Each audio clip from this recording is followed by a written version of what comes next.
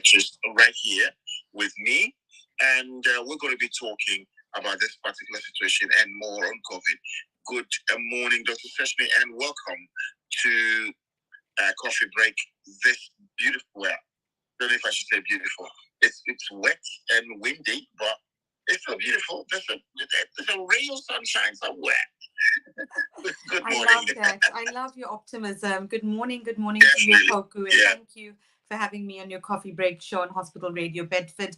It's actually not, we're only like 30 minutes difference in distance, same part of the country, but it's not rainy, it's not wet. It's quite pleasant where I am, and it seems like there might be a sun or a ray. Was it like that even in the early hours of the morning? So, or did it rain? No, it might have rained, yes, but it seems quite pleasant now. I wouldn't mind. It doesn't seem as windy. It's not really raining now. It's drizzling there, yes. But in the morning, proper rain, like proper rain.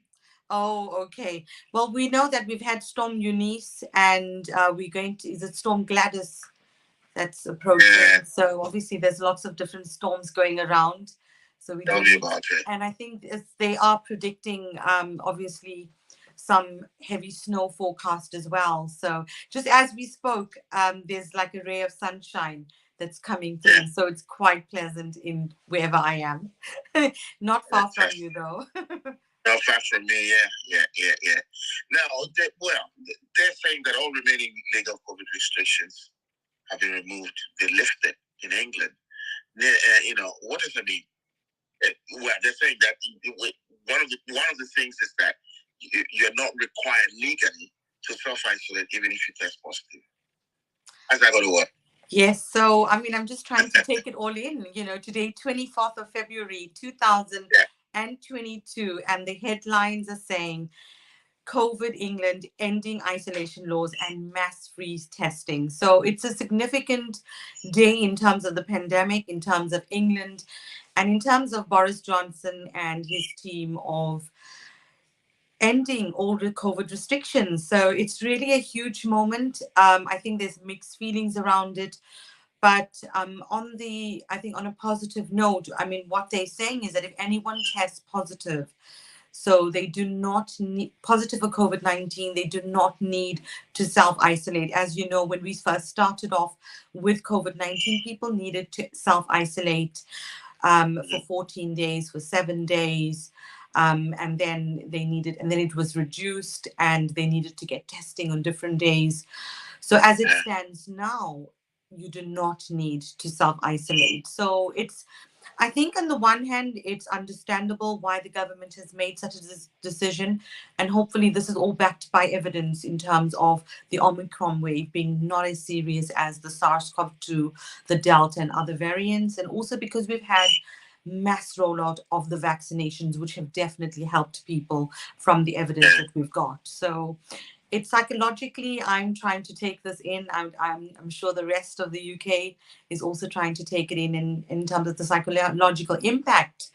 It's going to mean a lot of things as well, I think. I don't know what your feeling is, Opoku, how you've understood it, and what do you feel? Like 24th of February, we've come to this moment where we do not have to self-isolate if you test positive. The impact of that is huge. Well, we don't know. With the advice, there is advice that we do if we test positive, but it is not mandatory. It's not legally binding. Yes. Like in those days, you cannot. You must self-isolate. If you're caught not self-isolated, you're going to be in trouble. Yeah. I remember when I traveled back from Africa some time ago last year. Every single day, I was supposed to self-isolate for. I can't remember, 10 days it was, yes. And every single day I get a phone call, and sometimes 2 phone calls. And one time I had a knock on the door, just to make sure that you're self-isolating. Now you don't have to. It's not legally binding. You do a test and you're positive, and so what? And then you just walk out, okay, to go wherever you want to go. But Well, yeah, that's exactly what I'm thinking. What so this is the living with COVID plan that Boris Johnson has released, and what the BMA, the British Medical Association, is saying, the doctors union said that the plan failed to protect those that are most at risk from COVID. So exactly what you're saying, if someone tests positive, are they going to go out in the public, and who's going to be at risk? So obviously there's a lot of unanswered questions, some concern around it.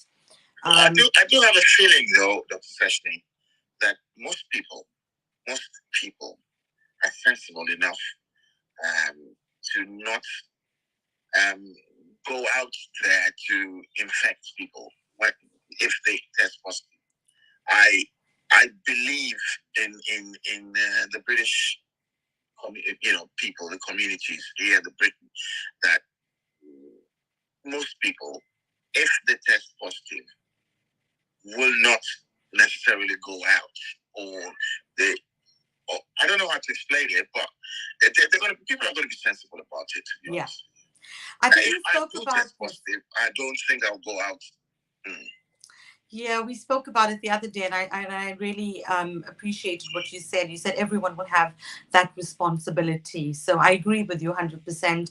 It's about responsibility and doing the right thing. And I think everyone, because we've gone through the pandemic since December 2019, we've been hearing about COVID-19. We've been living with COVID since then, since it was first announced from China. So we've all had, we've gone through the difficult periods, as Boris Johnson said from Downing Street. He said he described the pandemic as two of the darkest, grimmest years in our peacetime history. And he said, however, the nation had passed the peak of Omicron, with falling cases and admissions, and that this was the reason why they felt that we need to continue to live with COVID, and obviously the reasons for backing up this plan. So he's, as you said, it's legally not binding that we have to self-isolate if we test positive, but we will still be advised to stay at home and avoid contact with others at least for 5 full days. So you're still being advised for 5 days, if you do test positive, that you need to avoid contact with others. So in terms of the concern and the risk to others, this is obviously the advice. We would expect people to be responsible. And then routine contact tracing will also end. So fully vaccinated close contacts and those under 18 will no longer be legally required to test daily for 7 days.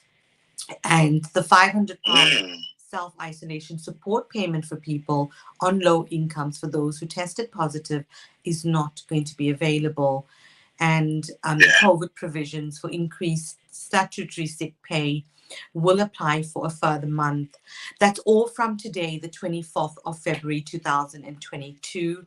Do you want me to read from the 1st of April, from next week, what Yes, what's going to happen, Yeah, so living with COVID plan, the government's living with COVID plan, which Boris Johnson announced from the 1st of April, free mass symptomatic and asymptomatic testing for general public will end and will instead be targeted towards the most vulnerable. People with COVID symptoms will be asked to exercise personal responsibility when deciding whether they stay at home until they're advised to do so. Current government guidance on COVID passports will end, and it will no longer be recommended venues to use the NHS COVID pass. So that's interesting, isn't it? So it's about responsibility, as you were saying, Opoku. Yeah. There's something here that I'm just reading. It said, while all these things are going on, there's no legal requirement to self-isolate. NHS England bosses, they've written to healthcare staff to say that if they test positive, they should not attend work until they have had 2 negative lateral flow tests taken 24 hours apart and at least 5 days after the initial positive result. So with healthcare workers, I do understand. I think it's a good idea that with healthcare workers, even though it's not legally binding on them to self-isolate. That I think it's a step in the right direction that the NHS bosses have written to them to say they should at least take 5 days off and do 2 lateral flow tests and get 2 positive tests within 24 hours before they come to work. Because we know they're looking after people and they're looking after vulnerable people. Okay. So if they give them, then, what do you think? Yes, well, I think I agree with you. It's important that obviously this has been recognized because healthcare workers being on the front line with our patients testing positive, it is important that we feel supported. And there's obviously guidance in terms of if you do test positive and also if you're in contact with people with COVID-19. So I think this is a step in the right direction. And I'm sure a lot of healthcare workers are relieved. So it'll be each organization. So obviously, if this is the advice we are getting, organizations and private institutions, private healthcare will also have to consider their guidance as well. Right. It does make sense, and I think it is a very good. It's a good thing that they've said that. Yeah, I think it's reassuring, and it's a relief in one sense, that there's guidance for healthcare workers working on the front line. I mean, these have been our NHS heroes and our heroes in the COVID. All healthcare professionals that have worked so hard and have dedicated their time to managing COVID whilst we've been in the pandemic. So, I'm glad that they've actually given some guidance around this. Scotland and Wales, they're taking it quite easy, aren't they? They're just easing out the measures gradually and slowly, unlike Northern Ireland and England, which is, England just did everything today. Northern Ireland, they've already done that. All restrictions have been lifted in Northern Ireland. But with Wales and Scotland, they're easing measures more gradually. Okay. So, what's your take on that? Yeah, I do understand them. I mean, everybody, they've got their leaders and they know what's happening to their country. So I think they're doing the right thing. So, yeah, that's it. Yeah, so it's a big day today. I mean, in terms of the psychological impact, I think in one sense, there's a lot of relief for people, in terms of living with COVID. I say in inverted commas, because we've been living with COVID. So I think what Boris Johnson in his speech in Downing Street was that it's about normalizing, getting back our lives to normal as possible. So it's about us living with COVID, living in this pandemic without all these added pressures of the restrictions and guidance which we've had so far. So I think in one sense, for me, it feels like a relief, but in the other sense, there's obviously some uncertainty, and it does raise concerns about the risk. In terms of other issues like wearing, so the World Health Organization, Dr. Tedros and his team, from the onset of COVID-19, we know that the guidance was you need to wear a mask, you need to hand sanitize, you need to maintain social distancing. If you test positive, if you do have symptoms, you need to get tested and then self-isolate. So from these guidance that we've had, Opoku, for, since last year, since the year before, so since December 2019, gradually we've been hearing about this guidance. So in terms of wearing a mask, I think I read about the underground that it's not going to be compulsory. Is that? No. Yeah. It's not going to be compulsory. I was in London a couple of days ago.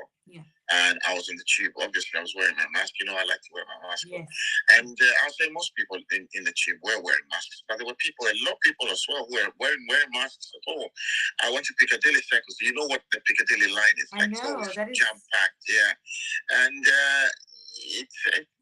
it was quite full. And I'll say about half of the people on it wearing masks. So we don't know how it's going to be like. Yeah. Now, the other thing I wanted to ask you, if you've got any idea at all about it, the government is going to stop giving out free lateral flow tests and all that. At the moment, you can get a code and then go to your pharmacy and grab a box or something. What's going to happen? Will we have to buy them? And if we're going to buy them, how much are we going to buy them for? Well, that if it's not affordable to a lot of people, that would mean people will stop testing. And if people stop testing, we know where that is going. Yes, so it's a bit of a very, very tricky situation. I think we all are in terms of an uncertainty about this testing, isn't it? I totally 100%, your sentiments and your explanation about the testing. So what we've known is that we've needed to test. We needed to test regularly if we were working. Children needed to test at schools, and other people working needed to get themselves tested regularly. So some people even daily had to do lateral flow tests. So now we are being told that from the 1st of April, the Living with COVID plan that Boris Johnson has announced is that there will no longer be free tests. As you said, you could just go and pick it up from the local pharmacy. I could get it from school, from the school for the kids, and from work. So now we will not have that luxury of getting free COVID tests. And a lot of people, even Sadiq Khan, the mayor of London, I saw on Twitter that he commented on it, that this needs to be reviewed. So what's going to happen is that people will need to obviously test themselves if they want. And Boots is going to charge £5.99 for one lateral flow test. And okay, is it just the one or the box? I think it's just for the one. I think it's probably a box that they're going to. Even that it's expensive. Well, yeah, I'm just going to check. So I think so. It's the chain to sell pack of 4 for £17. Whoa! Yeah, so it's just for the one test, but Superdrug. Better news is Superdrug is going to undercut Boots and pledges to sell COVID tests for £2. So there's obviously, even still, Opoku, I think, as wherever you're going to get these tests and whatever amount we're going to have to pay, a lot of people feel that it's not the right thing. People in the government, some people in the government have also raised concerns. So psychologically as well, in terms of the impact, for people now, if they do have symptoms, they need to get themselves tested, because if you do have symptoms, and if you want to get yourself tested, you will now need to pay for a test if you don't have any of the free tests. So a lot of people might not be able to afford it. And that is a reality. That is a reality. So, to be honest, this is a very shocking, I would say it's quite shocking in terms of the government's decision to say that there'll be no lateral flow tests that will be free, and you will have to pay for it. And it affects, the majority of the population, because we've been getting these tests for free. We've been able to test regularly. We've been able to keep ourselves safe. So now, if you do have symptoms, you will need to buy a test, and not many people are going to be able to afford it. So I do speak for a lot of people, and I've had discussions with so many people who are unhappy with this, and psychologically the impact is going to be huge.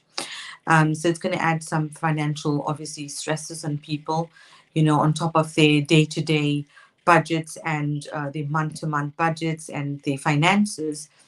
And with COVID, a lot of things have changed for people in their social circumstances, with work and with their financial situation. So now, on top of that, in addition to this stress, they're going to have to.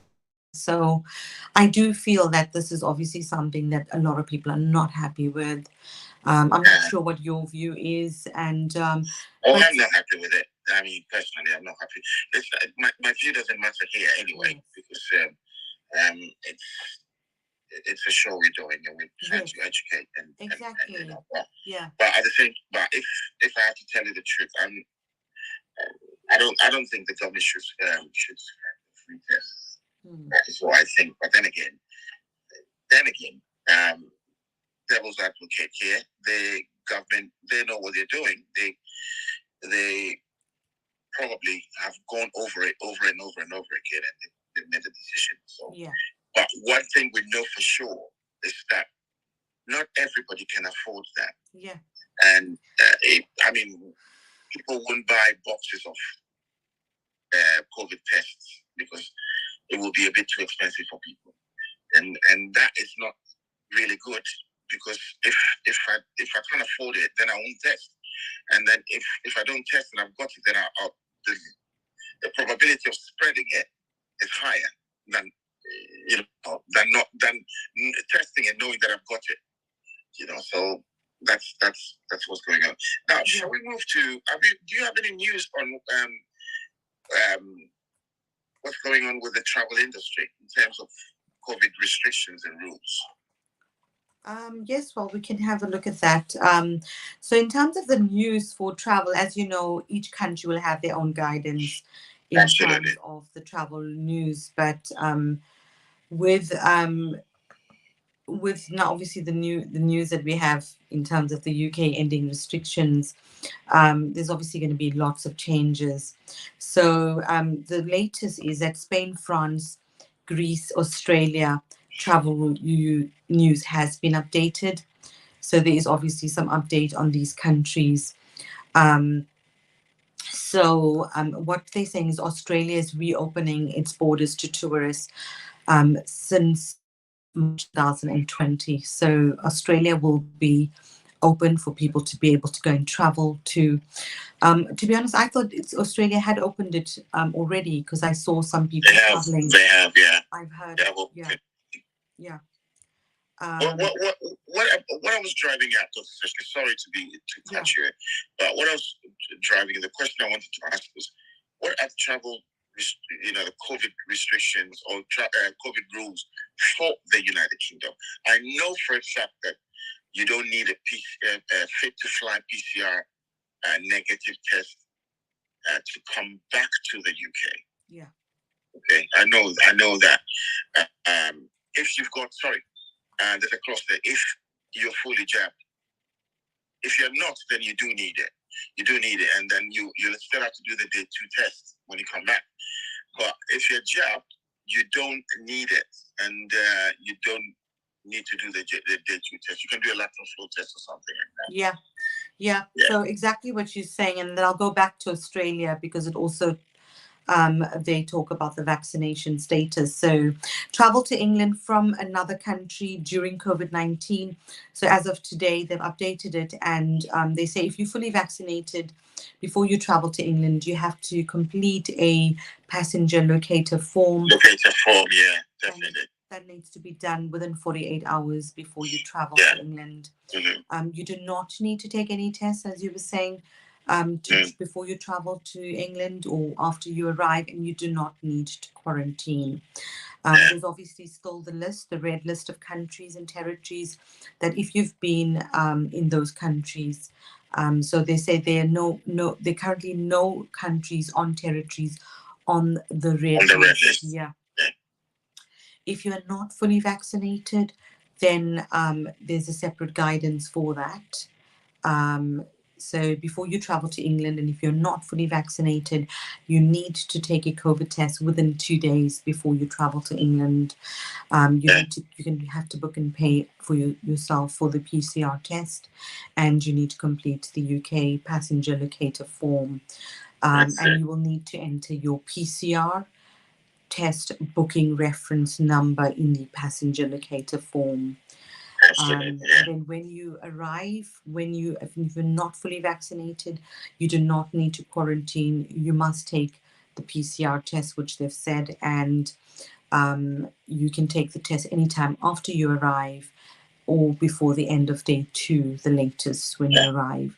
So when you arrive is day 0, and if the test is positive or unclear, you must follow the public health guidance. Traveling with children, so children under the age of 17 do not need to take COVID tests and do not need to quarantine. So that's obviously the guidance. If you're traveling to England from within the UK, from Ireland and Channel Islands or the Isle of Man, you do not need to complete a passenger locator form or take any COVID test or quarantine on arrival. So so there's obviously, that's quite clear, isn't it? Yeah, that's clear. Yeah.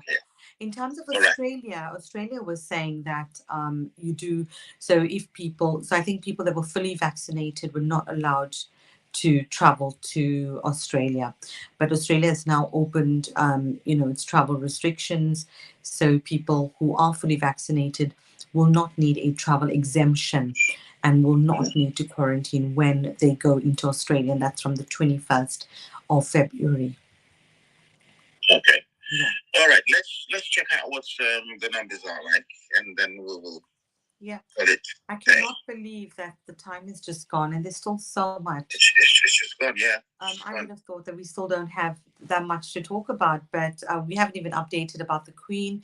But I think the news has been that she's just resuming light duties, and she had to cancel. She had to cancel her virtual meetings because of her symptoms that she was having. But I think she was due to have an online meeting with Boris Johnson. So I haven't seen any further update on that. But as always, we're wishing the Queen well, and we hope that she has a speedy recovery.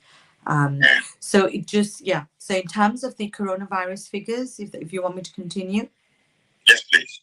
Yeah, as of today, the 24th of February, 2022, we have 430,475,470 positive cases globally on the Worldometer. Total number of deaths nearing 6 million is 5,938,742 cases of people that have died, and every life matters.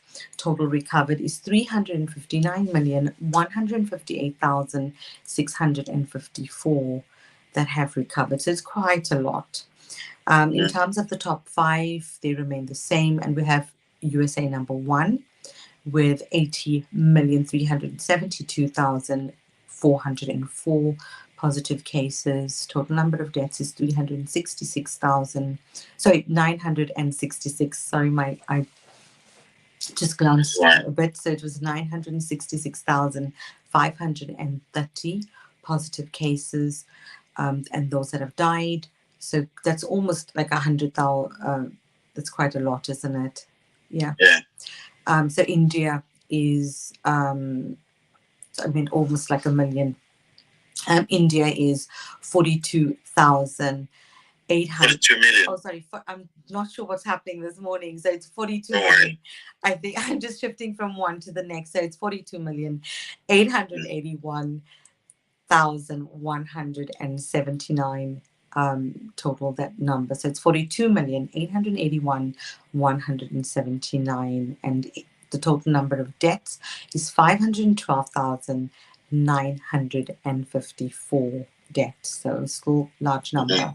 Brazil is 28,485,502 positive cases, so quite a large number, with 646,490 deaths. That's quite a lot as well. So France number 4 with 22,468,239 positive cases and 137,489 deaths.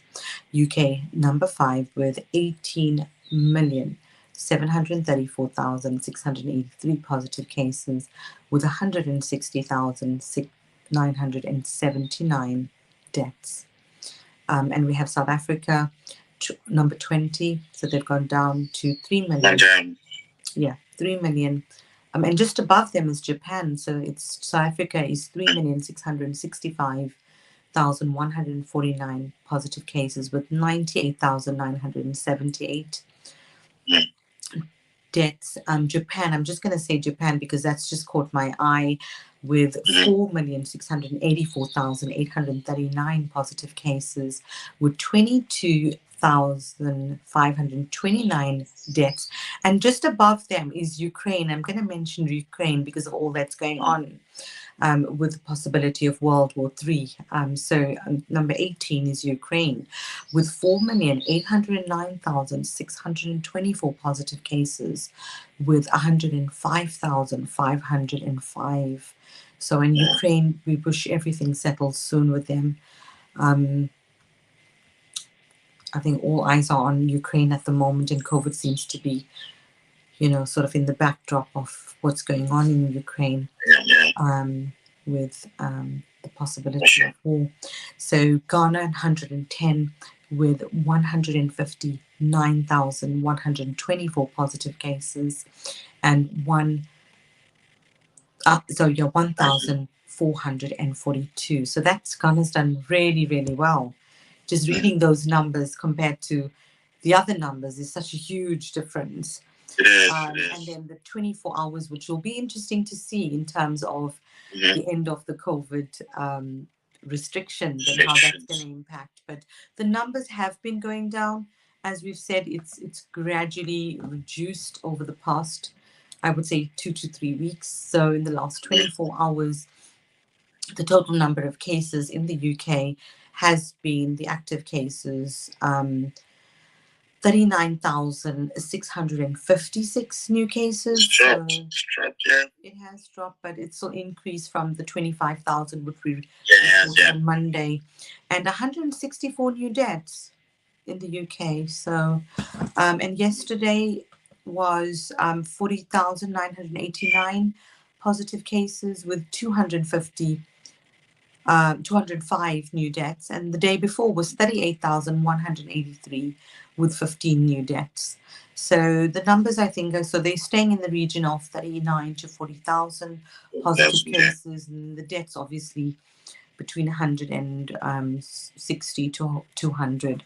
So let's see what happens. Let's spread the love and not the virus, and thank you very much. Everyone a safe and happy time during this, the changes that we're experiencing. But I think overall it's quite positive news. And as we said, and the government is advising everyone should be responsible. So stay safe wherever you are. And the sun is shining full on now in where I am. Oh, God. Lucky you. Amazing. I know. Anyway, amazing. Thank you very much, Dr. Seshni, and I'll see you tomorrow, won't I? Definitely. So thank you. Have a fantastic day, and thank you for having me. Okay, no worries. Thanks everyone for listening, and stay safe wherever you are, and namaste.